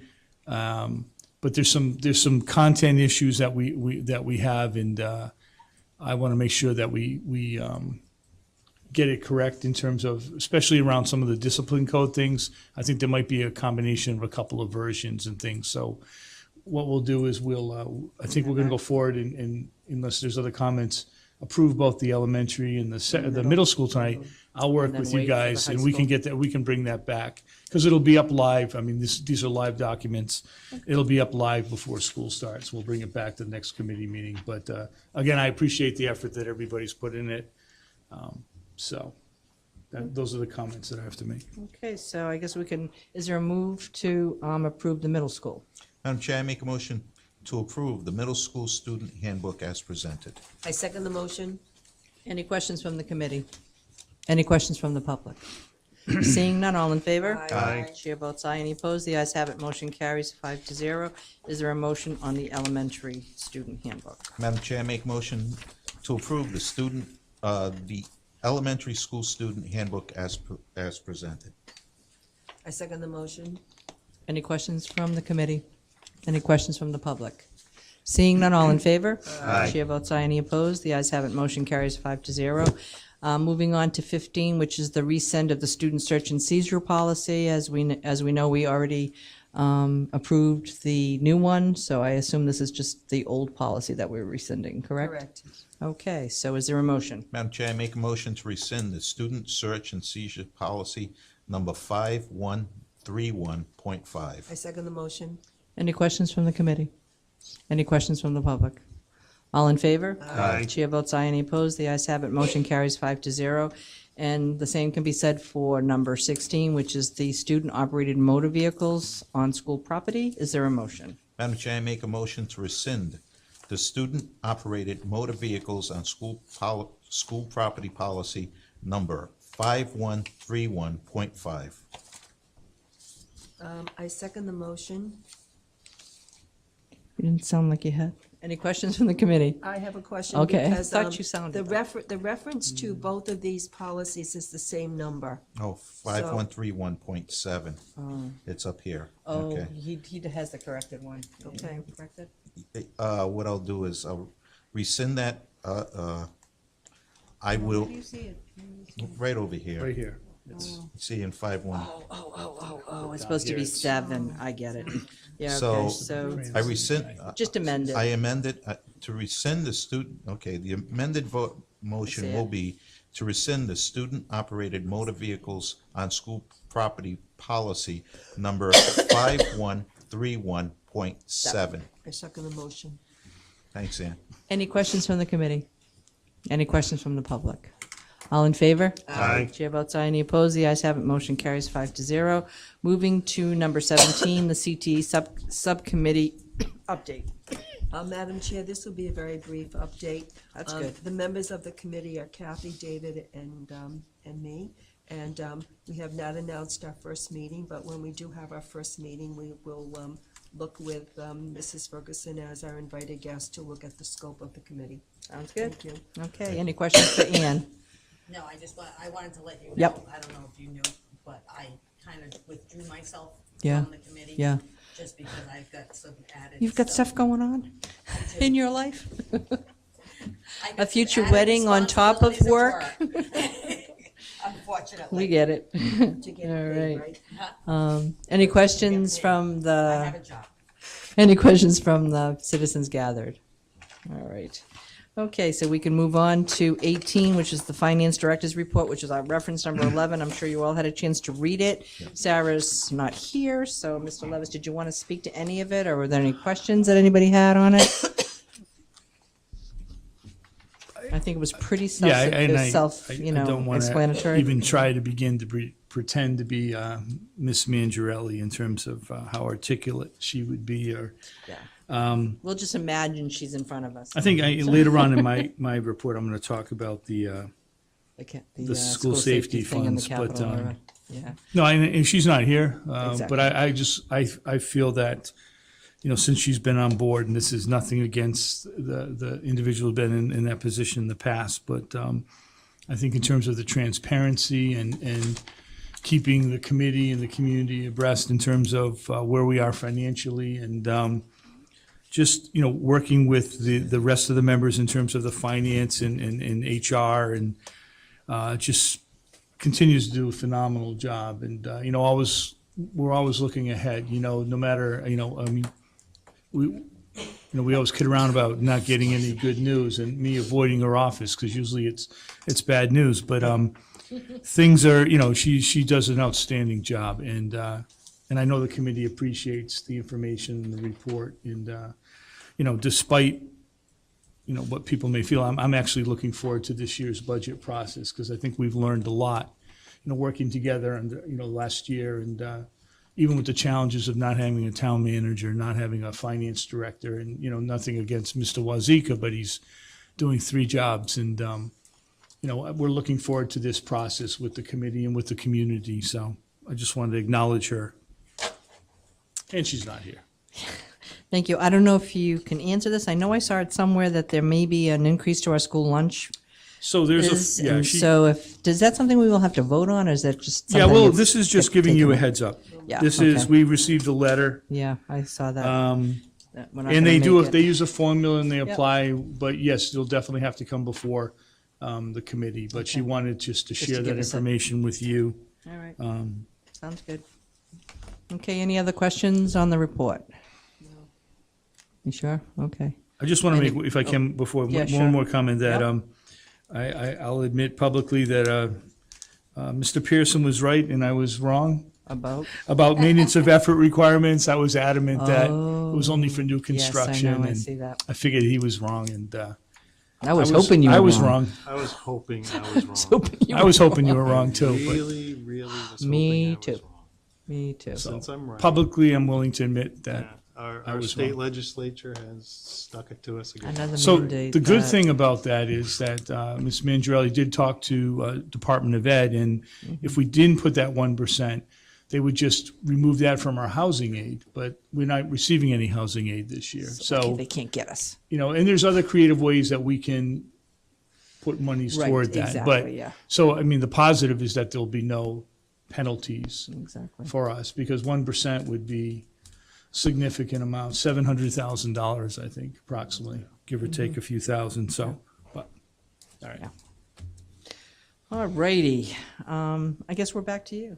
back to me. 19, superintendent's report. That's where we started. I don't know what it is. Since the public doesn't have the report and you haven't heard what it really says, I didn't ask you guys if you had any comments. So I'll be brief on school safety, and we, again, Captain Skorsky isn't here, but want to thank the police department. There was a COPS grant that we can apply for. It's a matching grant, and they did a lot of work. Ms. Mangiarelli and other individuals in central office did quite a bit of work putting it together. It's a 2-year grant, and it'll allow us to purchase some safety equipment that we need inside of our schools. So I want to thank them for that. And the other part of that is that there was, Jason Martin went to, the governor had a press conference, was it last week, I believe? And I'm just going to share a copy. All right. This is the application for the $10.5 million, and I think there's 5 there, $10.5 million for school safety, capital, what do they call it, the School Building Authority Capital Fund for high priority repair and school safety projects. And I know many of my colleagues, communities around will be applying for this. But one of the things that I want to point out to you is if you go to, Do you have an extra one? oh yes, I'm sorry. Sorry. It's in the back of reference 11. I was in the it back is. of ref, End of the finance director's report. okay. Oh, yeah. If you go to the third, is it already in there? You have the whole I don't, document? I don't think. I think I did. There's something. Well, if you go, the one that I handed out, if you go the third from the last page, I did read it. it talks about, it's the application, but it talks about, does the LEA have access to a dedicated capital reserve fund? It just says LEAs must have access to a revolving capital reserve fund dedicated to school construction projects Yeah, I see it. to be eligible for funding in FY19. Without a revolving capital reserve fund, they can maintain eligibility by committing to establish a fund that is replenished with one or more of the following: housing aid reimbursement for capital projects, school construction bond refinancing, or with municipal contributions. If the LA does not have a dedicated capital reserve fund, please submit a letter signed by the superintendent and a municipal representative that commits to establishing a capital reserve fund in FY 2019.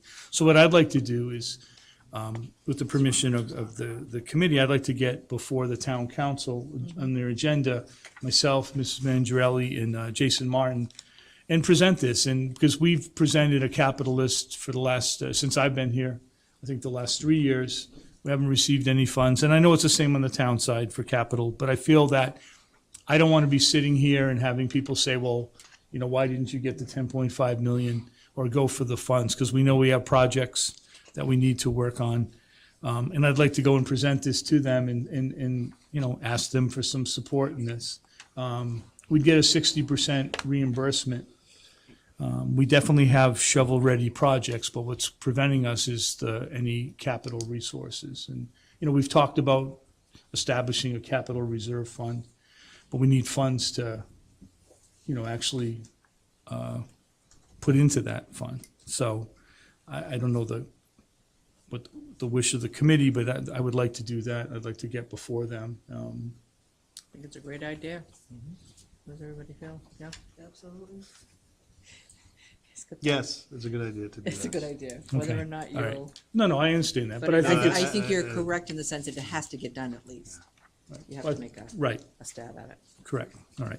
So this, Do you want these color ones back for someone no, else? no. Because we have black and white. Unless you don't want them. So the second part was, and I know this is water over the dam, but it was a Town of Coventry resolution. And I understand that many of the committee members have already expressed their opinion. It was in the newspaper. I just wanted to bring it forward because as a body, we've never had a chance to, and again, if you choose not to, that's perfectly fine. I don't want anybody to feel pressured to have to speak about it. But just how it all transpired, I was given a heads up that I might be receiving a call from a council member, which I had received a call. I was away with my son visiting, I think, University of Rochester. And when I got back, I followed up, and Mr. Anderson and I also had a conversation. He had had a conversation with Mr. Gorham.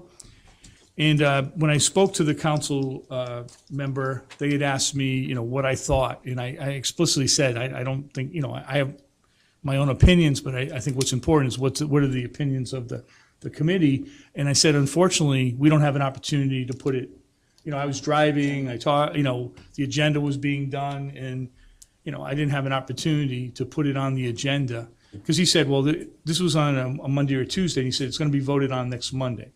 And so I met with Ms. Mangiarelli. We did look at it. I expressed my concerns about the resolution.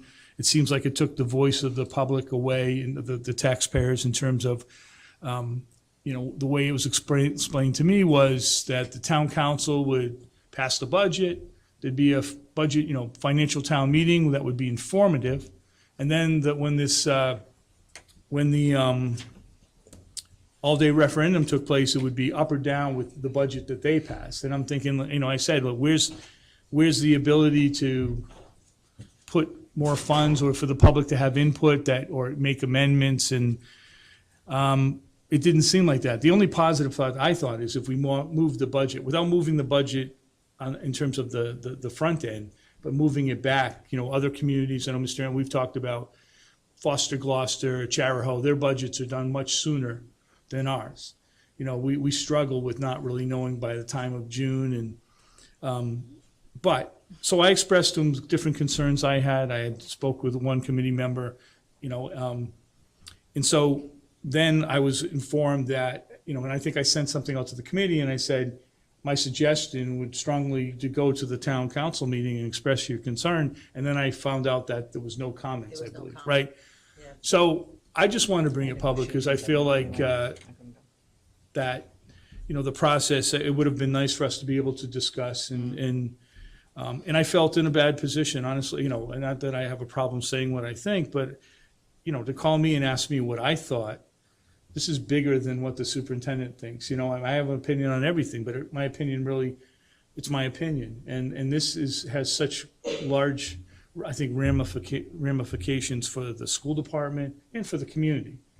So I just wanted to bring that forward. And again, I'm not trying to point the finger at any individual, but I felt that, even though it may be water over the dam, to give an opportunity to the committee to express yourself, or not, but I felt as superintendents, I wanted to do that. So anyways. Okay, I'll start. I will work to get this not passed when it's on the ballot. So I am hopeful that the citizens of Coventry are going to see this as a loss of their voice. And most of the people that I've talked to so far are saying they'll go to the polls and vote it down. So that's what I'm hoping for, and that's all I want to say. Does anybody want to say anything else? I Dave? Want to work the way down Yeah, this we'll way? walk down. Go ahead. Go ahead, Dave. Mercifully be brief. Okay.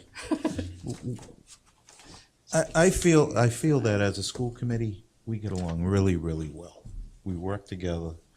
We don't always agree, but we agree to disagree. And the council at times sees us as an appendage that they don't want to have. I mean, they don't want us involved. They don't like the fact that we advocate for schools. But I've lived in the town. I know some of you may have lived here longer than I have. I've lived here since 1982, and I came out of the city of Providence, where nobody has a voice on anything. The council and the mayor, they decide what the budget's gonna be, and that's it. What I like about Coventry is actually the financial town meeting. And I've seen a lot of financial town meetings. I can remember my first financial town meeting that I went to, and a person was escorted from the hall in a wheelchair. And that was in the 90s. That was around 91, 1990. But it's a place where people can actually have a voice in the town budget. And what they've done is they've taken away the voice of the voter or the voice of a resident of the town. And it's just not fair, and it's not right. And I feel like the school committee was just overlooked because I don't know what they're thinking, but I don't think it's the whole council. I think they're fractured, and they're just, it's just sad. It's just real sad to see what they've done. And I'm not in favor of a all-day referendum. I'm in favor of a financial town meeting, because that's what the government originally started as. The financial town meeting has been woven into the fabric of Coventry from the time it started. It's not archaic. It's government, and it's good government, where everybody has a voice. And if this all-day referendum goes through, it would be terrible.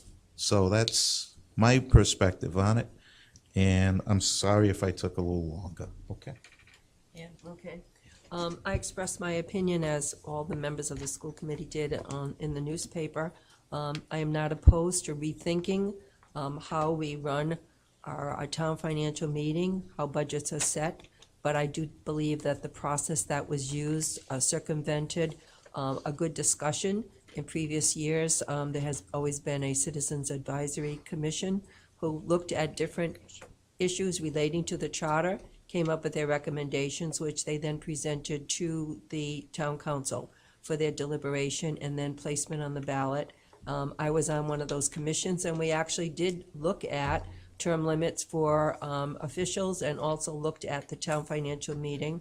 And I believe that David's wife was also on a recent one in which they looked at the same issues. So I'm not opposed to rethinking what we do, but the process that was used did not take into account getting a good vetting for this particular proposal, nor did it seem to be a rational approach to making changes. It seemed to react to symptoms versus real issues. So I advocate us looking at what are the real problems and issues, and getting people to participate and be more rational in the way they do deliberations and make decisions. So I am opposed to the proposal as it is stated. I also am opposed to the whole referendum, the all-day referendum. What really bothered me the most was the fact that, A, we weren't informed, and even as a citizen, we really were not informed. So, and then to find out that there is a meeting, but there's no public comment. So you can't even voice your opinion when you go to this meeting. So all in all, it just was not for the people. And that's what government is, for the people. So I will oppose it. I will do anything in my power to oppose it. And because I think we wouldn't have gotten our money, and that was the one thing I said in the paper, is we would not have gotten our money. 200,000, yeah. If they had if it had gone to all-day referendum, or if it gone the way that they wanted. So, Well, no that's, motions would have been made. yeah. That's the whole idea of that whole. Well, no yeah, motions. and I understand it's big, yeah, it was 5 hours, but you know what? It happens once a year. It's government. Once a year, you come and that's how I feel. So, that's what I think. James, any comments? As all of you know, I'm very passionate about governance and in this republic and this great experiment we have in this country for the past 240 plus years. 1,000 years of freedom been documented around the world. Wave to the camera, because not only do we have our studio audience, but we also have our people at home. And one of the amendments to the budget 2 years ago was an amendment to start video recording town meetings, town council, school Exactly. committee now, Exactly. which was a great measure to improve accessibility to folks who can't come to meetings, and so they can stay at home and watch meetings, and it's recorded so they can actually watch it on demand, which is Awesome. amazing and awesome. Absolutely. In the true respect of the word awesome, it is awesome. But it also improves transparency, because now one of the reasons people don't like video recording is because, the people up here have to behave, and if you can see how they're behaving and they're not behaving, the people who are not behaving don't like that. All in all, video recording was perceived as a good thing. Without the people's ability to amend the budget during the financial town meeting, we wouldn't have such good measures. And it's not like it's a free-for-all. People, really, the size of the amendments are constrained. If it goes over a certain amount, it goes to an all-day referendum anyway. All-day referendum anyway, sorry, I'm mumbling. So it's not like someone can propose a $4 million amendment and have, totally defund the town or give DPW, a golden tower for sand and rocks, whatever they have. Or we won't pave our hallways with gold yet. Things like that. There's limits on that, and the limits are established to make sure we have good governance practices, but also to allow some flexibility for the people to say, yes, you can have more, or you can have a little less, because you're doing some wasteful spending here. So I am opposed to any measure that takes away the rights of the people and starts to push more centralized government without it's a balance. You need appropriate countermeasures to improve accountability. There's been no measures proposed to improve accountability on the town side either, from us as well, and the town council. Therefore, I'm against this amendment as it is written. I think someday this community could embrace an all-day referendum, but as everyone has said, it has to be done thoughtfully, and it has to take into account the people and what they have to say. Well said. Thank you. Any comments from the citizens? Yep. Kelly Arnakis, 92 Mickle Drive. I just want to say that I think East Greenwich should be a very good example of where Coventry is trying to go.